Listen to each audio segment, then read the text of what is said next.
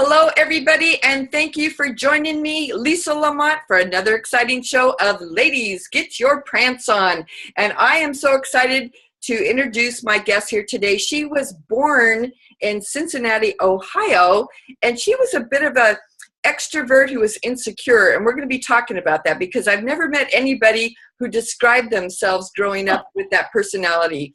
She was a downhill slalom skier who got many trophies, so there is no fear in my guest today. Her name is Susan Jacobs, and she is a fashion and business consultant stylist. So Susan, welcome for joining me today.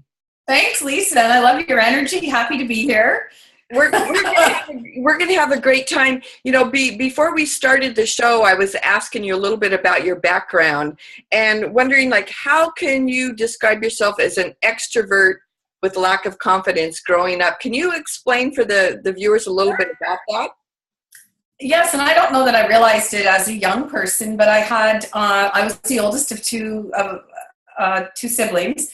My younger sister was one of those brainiac kids who played the piano perfectly, so I would have to play the piano and be the hand because I did not like the piano, so I made a big mockery of it, you know. And I feel like I wore glasses at a very young age. She skipped a grade, very clever, and I thought, oh no, now she's going to catch up to me. I don't want that, right? So I feel like I was always the ham, trying to get attention that way because I actually lacked the confidence. So I recognized that as I got older. And to be quite honest, Lisa, I feel like in my role, some people may not know this, but I was a teacher librarian. That was my first career, loved it. So in that role and in my current role as an image and wardrobe consultant, I feel that I've been able to attract those people who maybe need a little nudge in the self-esteem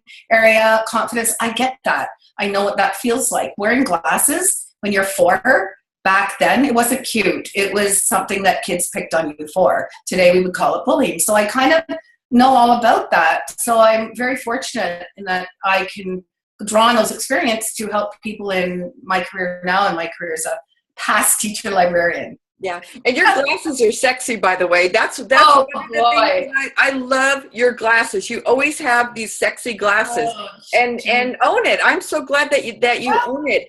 You know that is one of the things that would be hard to have a sibling that was better in a different area. I mean, we all have our strengths, in a different area. Growing up for me, I was the younger sister. And my sister was always faster, better, and I was always a person that was, racing to keep up. And I remember she was 4 years older, so thank goodness we weren't in sports at the same time. And I remember when I got first place in district for the long jump, I set a league record, got first place.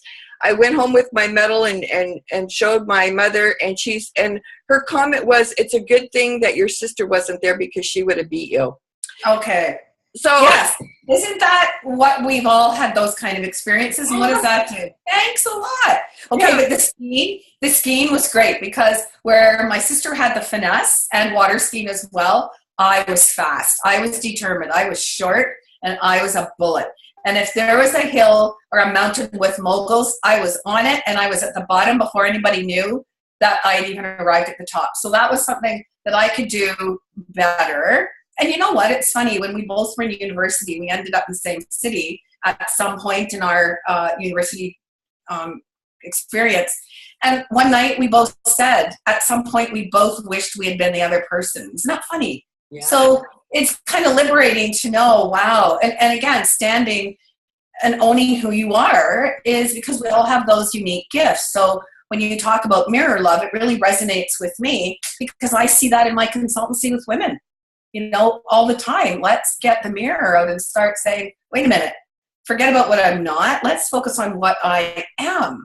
So I love that about your show and what you preach. So how did you get into the wardrobe consulting business?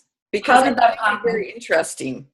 So as a youngster, all the way through high school, in fact, I always wore a school uniform because I wasn't in the anyway, I did not have the freedom to express myself, but I definitely was mindful of style. My mom was a minimalist, She was a stay-at-home mom, and she had the most impeccable, minimal wardrobe. Things fit her to a T. She was petite. I loved how she looked, and I thought, okay, one day I'm going to grow up to be just like mom.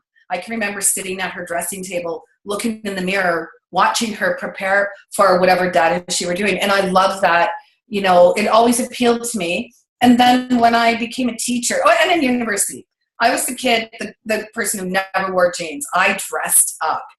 I liked it because I felt like every day was the stage. You could do what you wanted to be. It was your runway. So when I started to teach, I actually was approached often by other teachers about, what should I wear here? What do you think?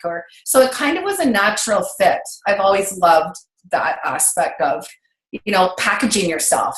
And for me, it worked because you can mask a lot of things if you know how to do it properly, right? That's the key, the properly. Correct.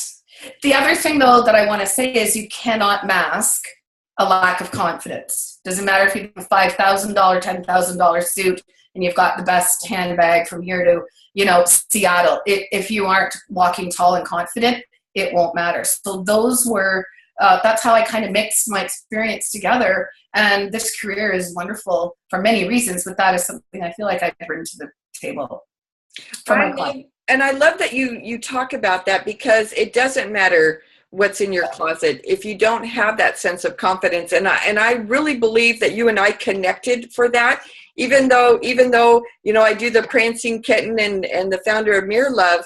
You've worked with me to help me realize it's okay to own being confident. I mean, you've been a key person in my life since I've met you, to be able to go ahead and own it and be happy with it, and don't worry about what others think, because I'm still working through the process. You're awesome. I'm still worried. One of the quotes that I love, that I've kind of embraced, is that you can be the juiciest, ripest peach on the tree, but there'll still be people who don't like peaches. And exactly. And I've had to own that. And it's the last 2 years, the last year especially, has been a big coming out for me. So what would you like to share with the women who are watching, who are struggling with the self-confidence? What would you like to share with them? What I will tell you, I do work with men, but most of my consultancy is, I would have to say, women. And I feel and even came up today earlier, I was in a meeting with someone, is embrace your fear. Fear shows up in a lot of different ways, and it holds us back. And fear looks very different to different women. Fear may be a lack of clarity. Fear may be just something that they're terrified. Fear may be uncertainty. And the other thing it may be is just failure, old stories, and not wanting to fail. I was actually with a jewelry designer this morning, and she has all the skill in the world. People love her stuff. But we started to talk, and she said, you know what? I think I'm just afraid. I said, yes. And I said, why? Because I don't want to fail. So it's there all the time. And it doesn't matter who you are. It does not matter what's in your bank account. It doesn't matter if you're 20 or 70 or you're famous or not. We are all the same. I'm here to tell you. And if people pretend they're not, we know that is not true. Yep. You and I know that's not true. So yeah, you know what? Let's just get real here. Deal with what it is. Do I like wearing glasses? No, I will tell you. I wore contacts for a long time, but then I had an infection in my eye that changed the shape of my cornea. I cannot wear them. So I'm back to wearing frames, but you say you like them. I've embraced it. What am I going to do? It's part of who I am. That's it. Same with this hair. Oh my gosh. Right? You can't. And that's and so you have naturally curly hair. Curly wild hair that I've tried to iron. I ironed on an ironing board and then burnt it so it broke. And I look ridiculous with straight hair, but I like the feel of it. But people say to me, Sue, that we don't even recognize you with that straight hair. So here it is, whatever. It's humid today. You can see all the. And you know how many women out there would love to have your hair? I've heard that. Women who are going through chemotherapy. Women out there who are balding and all these things. And this is what I'm a reminder for myself, because I do iron my hair, because my hair has these really weird, I have weird waves though. They're like one will go in and one will go out, and I curl it, and I count my blessings, because I used to hate my hair. I used to be like, it's a big thick, horse tail. I love it. And I've learned to embrace it, because I see people out there who don't have what I have, and people who don't have the gift of sight, that would love to be able to wear glasses to be able to see. And so I've changed my mindset over the years. I've had to I'm in this state of gratitude every single day of what I have and the blessings. I'm 30 pounds heavier than what I'd like my ideal weight to be. Yes. But am I going to wait until I lose the 30 pounds to be happy and be out there? No. This is about owning ourselves where we're at today and loving ourselves for everything that we have. And I think we get so stuck on what doesn't work and all these things that we're not, that we forget and we skip over all of the things that our friends and family and people that love us love about us. That is a big part of my work. And that is how I start every single appointment, is digging deep and just saying, wait a minute, wait, let's be positive. I don't allow any negative self-talk in my appointments. And when we're shopping, it's like, no.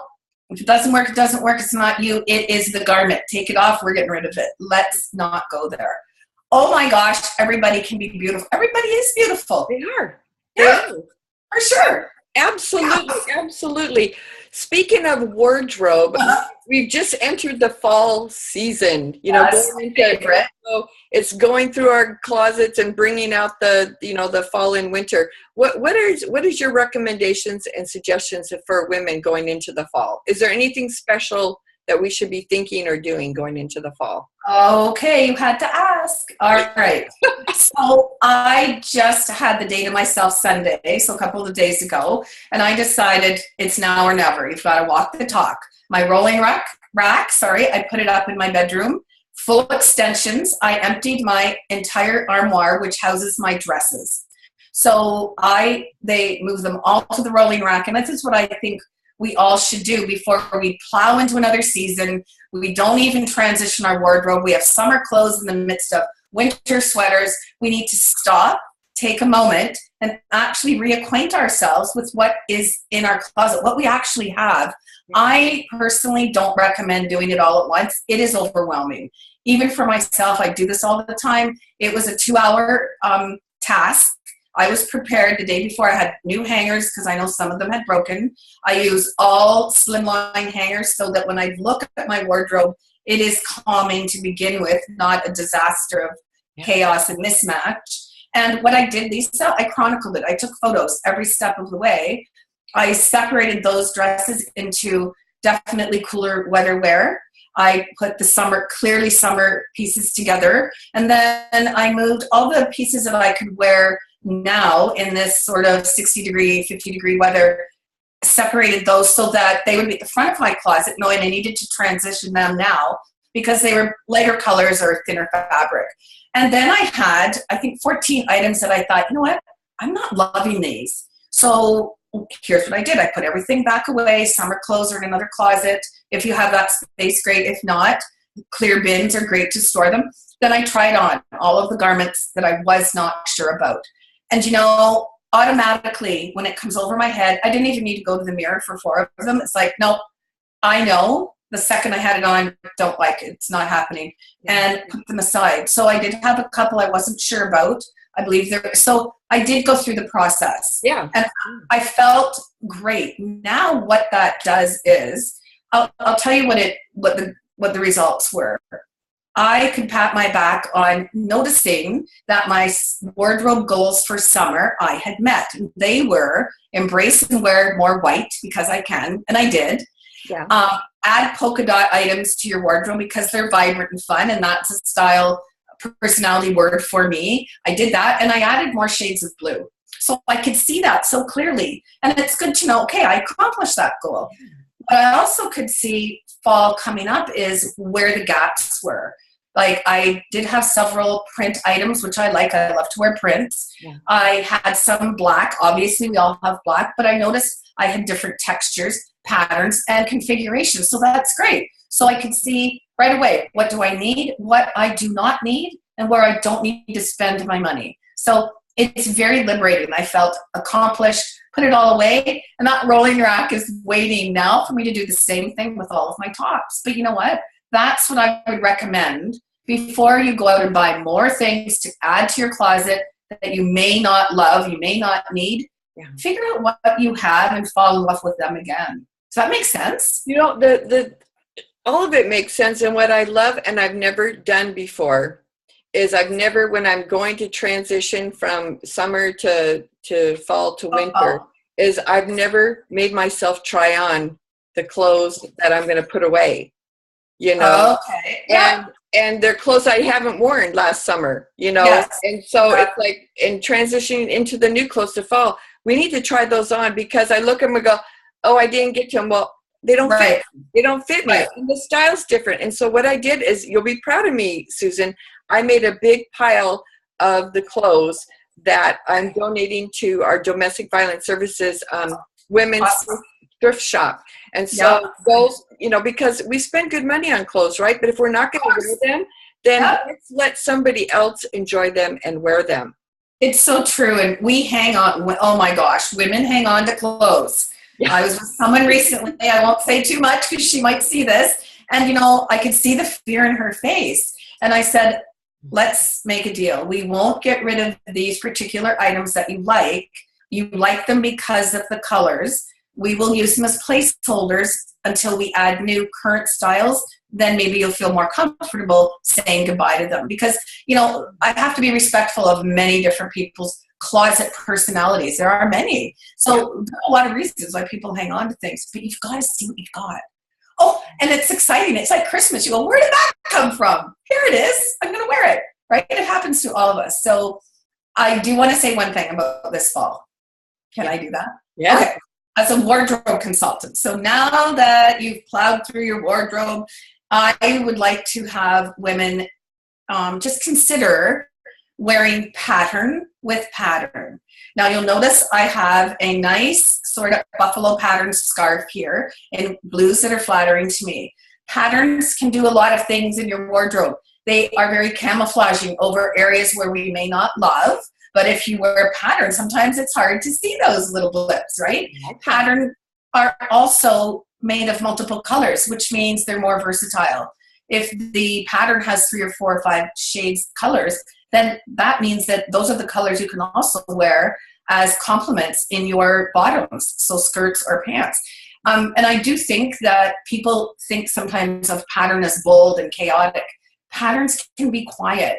And there are so many out there, like paisley. If you are a classic person, paisley should be in your wardrobe. If you are someone who loves people to know that you're fun and exciting and playful and vibrant, you need to be wearing some kind of dots, right? I don't mean big. Okay. Polka dots are fun and youthful. Yes. So the other thing too is you don't need to overwhelm yourself. You can have a pattern textured shoe, handbag. So I just want women to kind of embrace the thought and open their mind to something new, because that is also liberating. And also patterns can really be a conversation starter, and especially when you pair them together. That is a skill. Yeah. And I love the challenge, but it is fun. So just don't throw it away and say, I could never do that. Just try it on for size. And I did do a blog on that. So maybe people can find it. Speaking of blogging your website, before we wrap up, where can people find and get a hold of you and learn more about you? Where is your blog at? Share with everybody where they can get more information. Okay. So on Facebook, I have a business page, Personal Style Image and Wardrobe Consulting. And I do have a website, personalstyleconsulting.com. My blog is on there. And the one I just did was the one on how to edit and how to transition. So that's very instructional. Lots of tangibles. Lots of tangibles. Yeah. Lots of tangibles. And I'm on Twitter and Instagram, getting better at that. Yeah. So there are lots of places to connect. And I really thank you for this opportunity to share and get excited all over again. I know, I love having you on here. One more thing I wanted to ask that I wanted to ask for myself. So I had a color analysis done for me a few years ago. So I have my little color swatches. And so when we have these new fall colors that have come out, there's a lot of colors I love, but they're not in my color scheme category. Where would you recommend I could still incorporate those colors that really aren't my shade of skin? So I will give you a good example. And I don't know, a lot of women, when I say the word scarves, they almost melt because they think claustrophobic and heat. So what I do, Lisa, is incorporate the colors that you love that you can't wear that are trendy into some type of scarf. You can tie them in very many ways so that you are hiding the colors that are not as complementary. You can move them away from your face and then maybe have the teals and the more rich tones near your face, which still allows you to wear the colors that are out there. But yes, and you can do that with, again, that's why pattern pieces are so versatile in the wardrobe. A lot of something can be overwhelming whether it works for you or not, right? Beautiful. Yeah. Because I hear that a lot, you know, people, like I shared the fall trends of the colors. I don't know where I saw it. And then people were saying, you know, those aren't my colors. Those aren't my colors. And so thank you for sharing with people that they can still incorporate those beautiful, because the fall colors this year are fabulous. I love the colors. Very, very rich. And you know, here's what I think. I am not a color specialist. I was not trained for that. I like to embrace color, but I also know the minute I put mustard near my face, I look like I need to call 911. So, I'm coveting this beautiful mustard handbag. So I might add that to my wardrobe. I have it in bracelets. I have it in scarves. I just know where to tweak it. But if it is in a top, I might make sure that it's minimal. It isn't the primary color, so I can still enjoy wearing color. I just feel like if you love something, there is a way to make it work. That's what I want my clients to feel in love with themselves every minute. It is so beautiful. Now, you live in London, Ontario. I do. Do you work with people that are outside your demographic? I mean, do you work with people like through video or and talk to them? Do you consult that way? I do. I travel to Toronto. I have clients in Toronto, which is east of here. I have clients west of here in Windsor and Sarnia, Ontario. I do some Skype. I don't do a lot of that, actually. I'm thinking about putting an online program together, hopefully January 17, 2017. So yeah, I travel in that sort of southwestern Ontario area. Wonderful. Yeah. Wonderful. And you know what? I'm not against expanding to other places. Yeah, see, I guess you know me. I have my little cards going on here. No, here we go. And I pulled a card for you before, and the card was about expanding your business. And so here I'm kind of putting you on the spot here on the show, but I really think because you have such beautiful energy, I appreciate you coming on the show because I mean, you are incredible. I mean, I love you so much, Susan. Oh, you're so sweet. And you let women be the real themselves. I mean, you help bring out their prancing kittens, right? You help them bring that, and you don't attack anybody. You embrace and help them see the beautiful woman that is before in the mirror. And I love it because it's there, and sometimes I have to be patient and wait for that person to see it, because they have to see it, get used to it, and then wrap themselves in it so they can actually walk that talk. And I've learned to be patient, and I will tell you sometimes it's difficult. I will look at someone and I just beam and go, "What's wrong?" No, nothing. I just know where this is headed, and I'm excited for you. So yes, I'm kind of the what you see is what you get type of person. Yeah, and just know this about Susan: she has a lot of trophies from downhill slalom skiing. So she has lots of energy, and I'm so grateful that you were on the show today. You know, I would love to have you back at some point, you know, early next year if you're, you know, to continue sharing your tips. I would love that. Everybody, thank you for joining me today. I will be back next week with another exciting guest, just like Susan Jacobs, and I will have all of Susan's contact information attached to this show so you can reach out directly to her. Everybody have a wonderful day, and we will be back. Thank you.